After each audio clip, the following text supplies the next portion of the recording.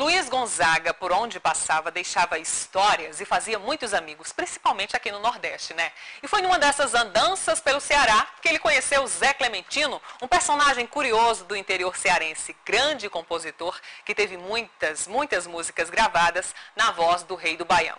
E a vida desse poeta foi contada através desse livro aqui, ó, Zé Clementino, Matuto que devolveu o trono ao rei.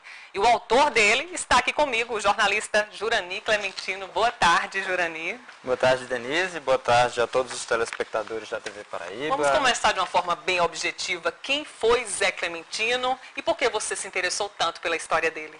Então, Zé Clementino ainda é, pelo próprio nome, um primo distante meu. Mas como a maioria dos grandes compositores brasileiros, ou como a maioria dos compositores brasileiros, coube a ele um espaço meio que relegado na história da música popular brasileira. No entanto, é uma pessoa que construiu importantes músicas gravadas pelo Rei do Baião, Luiz Gonzaga. O que é que contribuiu para essa pesquisa sua aqui? Bom, além essa relação familiar que eu tinha com a família Clementino, né, tem também o fato de não existir algo que retratasse a história desse compositor e que mostrasse também um pouco dessas suas composições, né? Então, buscar algo que pudesse dar à música popular brasileira e contribuir também com o que já foi produzido a respeito do Luiz Gonzaga, que seria a biografia de um grande compositor do Luiz Gonzaga. Ele era muito próximo dele? Como é que foi esse encontro entre o Rei do Baião e Zé Clementino? Bom, Zé Clementino, já antes de conhecer Luiz Gonzaga, escrevia músicas e poesias lá na região sul do Ceará, ali próximo a Crato. E Gonzaga, num desses momentos de queda, de baixa na sua carreira, ele sempre se refugiava no Crato, ou no Exu, ali muito vizinho a Crato, e visitava a cidade do Crato, ia na feira, conversava com as pessoas, e numa dessas idas o Clementino vai lá e oferece suas composições, suas músicas para que Gonzaga pudesse gravar e interpretar. Só que Gonzaga, por estar no momento de queda na sua carreira, em função da Bossa Nova, em função do movimento Jovem Guarda, que nos anos 60 era muito forte, tomava toda a mídia, ele disse que não tinha mais interesse em fazer gravações porque era fim de carreira e aí não teria mais como ele retomar o sucesso.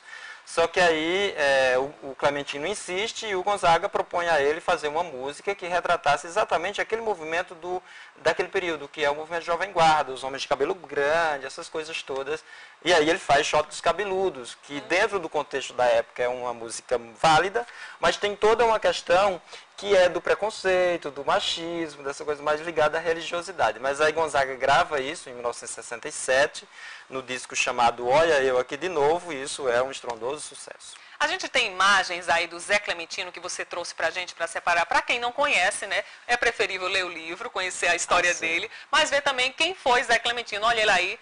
Pronto, essa pessoa, ele não tinha assim grandes articulações dentro do meio, então ele teve pouca notoriedade, mas Gonzaga gravou 8 sucessos dele, entre O Jumento é Nosso Irmão, Sou do Banco, Xenhen, Shot dos Cabeludos, que eu acabei de falar para você, Sertão 70, Apologia ao Jumento, Capim Novo, então aí a família do Clementino. Jurani, não só Luiz Gonzaga, né? Outros artistas nordestinos de todo o Brasil se interessam pelas composições dele. Sim, artistas que se deslocavam até Várzea Alegre para pegar as composições para gravar do Zé Clementino. A exemplo do Dominguinhos, do Cirano, que gravou alguns sucessos dele.